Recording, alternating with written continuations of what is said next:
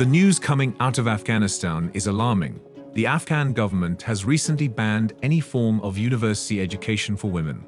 This embargo puts millions of women at risk, trapping them in a cycle of poverty and exclusion from society. The implications are far-reaching, impacting not only those directly affected, but also setting a dangerous precedent for human rights across the region.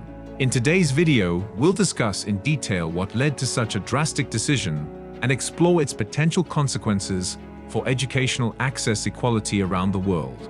Hello! Before starting our video, don't forget to smash the subscribe button and click the notification bell for more amazing content. Now, let's get this video started. Draconian restrictions. Afghan women anticipate further harsh restrictions, notably on girls' education, following the Taliban banning female students from all universities.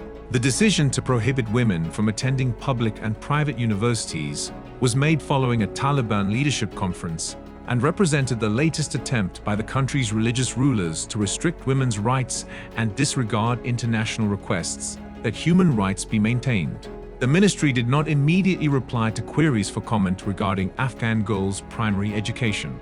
The US has strongly condemned the Taliban's indefensible decision to ban women from universities and keep secondary schools closed to girls, with Secretary of State Antonia Blinken warning that this move will have consequences for the extreme Islamist administration in Afghanistan.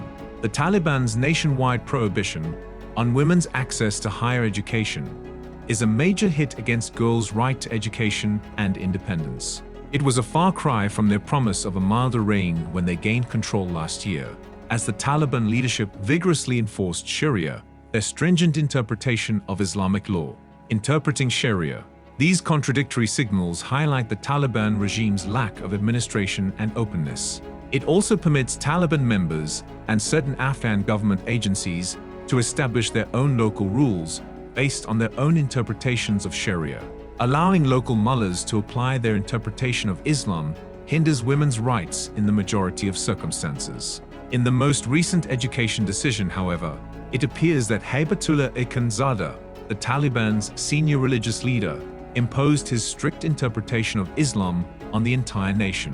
Regardless of the Taliban's beliefs, Islam requires women and men to pursue knowledge. In the Quran, Allah commands men and women of both sexes to increase their knowledge and condemns the unlearned. With almost 800 instances of the word ilm, knowledge, and its derivations, the Quran strongly emphasizes attaining knowledge. It encourages everyone to think, contemplate, reflect, and acquire knowledge. Previously, at a US Institute of Peace event, the Grand Imam of Al-Azhar stated that excluding women from public positions or activities that prepare them for public roles is a grave sin with bad ramifications on the Day of Judgment. Such statements from the highest-ranking authority of Sunni Islam are more evidence that the Taliban do not adhere to Islamic precepts. In fact, no Muslim nation, with the exception of the Taliban dictatorship, has prohibited girls from receiving an education. Girls and Afghanistan's future. Restricting girls' access to education is already harmful. As young girls are prevented from pursuing their education, many families are already marrying off teenagers to provide for their spouses. The roles of women have been diminished, and women are deprived of their dignity, rights, and social standing at home and in society. If the restriction on high school education for girls were to become permanent, women would eventually be excluded from all sectors of society under the pretext of their faith. The Taliban have permitted female teachers, nurses, doctors, and certain civil workers to continue working. Without higher education, however, the supply of educated women to fill these positions will dry up. Consequences for the Taliban. While schoolgirls in Kabul and other provinces publicly protested the closures and questioned their apparent reasoning, the international community's response was limited to words of disapproval and the cancellation of side meetings with the Taliban in Dover. Girls in Afghanistan are left wondering if the Taliban's decision will have real-world repercussions and if the Taliban will take notice. What can be done?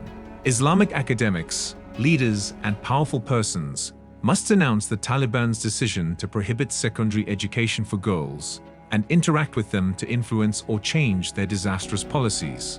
In addition, UN agencies such as UNICEF and UNESCO must participate in communication with Taliban officials and facilitate the participation of Muslim academics from Afghanistan and other countries in order to convince the Taliban of the significance of girls' education in Islam. The international world must limit Taliban recognition on its track record of inclusive, responsible governance.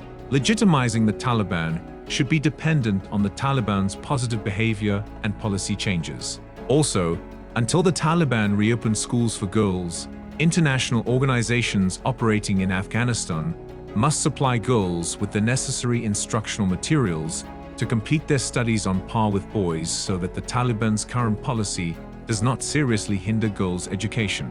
While additional pressure must be applied, it is certain that the Taliban will suffer from their foolish policy of limiting girls' academic growth, particularly in their pursuit of donor funding, international recognition, and legitimacy.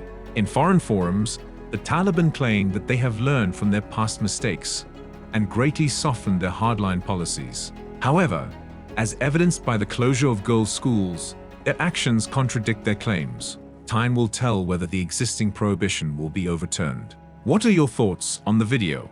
Let us know in the comments. If you enjoyed this video, please like the video and subscribe to the channel. Thank you for your time.